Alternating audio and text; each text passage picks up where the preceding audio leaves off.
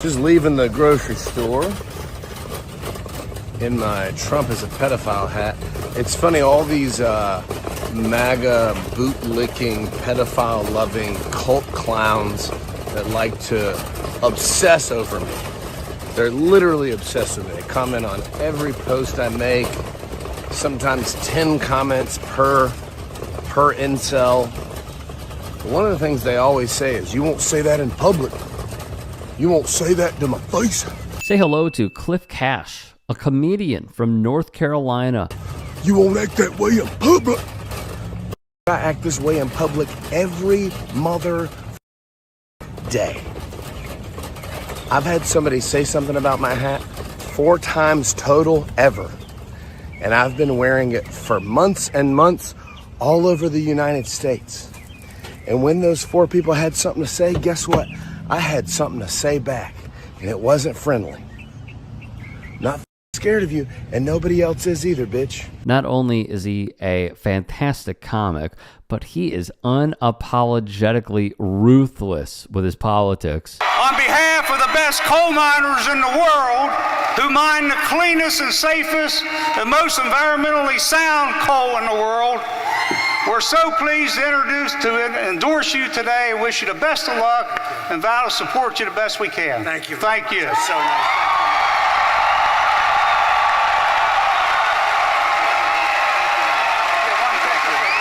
Nice. Y'all put it on, right?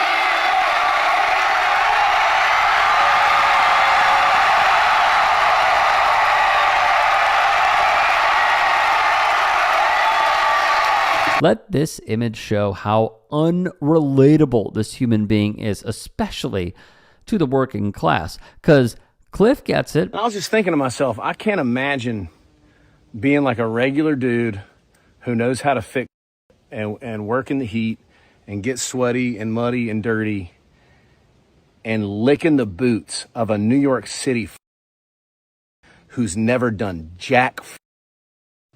Donald Trump's never held a hammer. I mean, I didn't like George W. Bush, but at least that motherfucker knew how to work a chainsaw or ride a horse or shoot a shotgun. I guarantee you Donald Trump wouldn't know how to use a miter saw if you put it in front of him.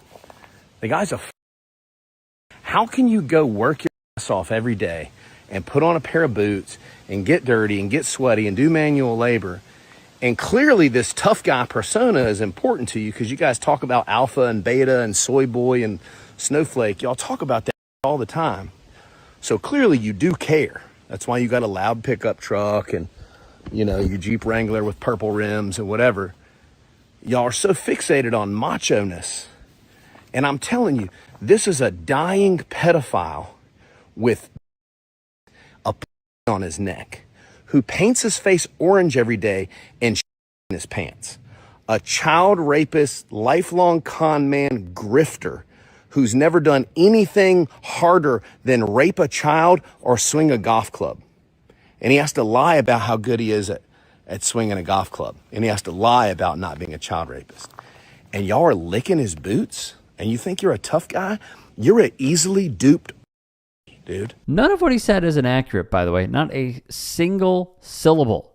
And when this happened, it has been dubbed the Flamingo Revolution. And over the weekend, tens of thousands of Albanians once again joined huge anti-government protests. Now in their 4th week, the protests were first sparked by plans for a $4 billion luxury resort planned in part by President Trump's daughter, Ivanka Trump, and her husband, Jared Kushner, to be built on Albania's only big island in the Adriatic Sea and a nearby coastal area that's part of a nature preserve. The project now faces accusations of corruption and illegal development. If you could speak to Ivanka Trump and Jared Kushner, what would you say? Hands off. Albania is not for sale. Nearly 5 years ago, Ivanka Trump and Jared Kushner were drawn to the island by its beauty. The couple joined a multi-billion-dollar project with Albania's government to build an exclusive luxury hotel and resort on the island and a nearby peninsula. But there's a problem. The island is not, as Ivanka Trump said, private. In reality, it's public land, part of a protected nature reserve. Home to many species of birds, including flamingos, now the symbol of what activists call the Flamingo Revolution. Last month, a move by authorities to seal off part of the land sparked the protest.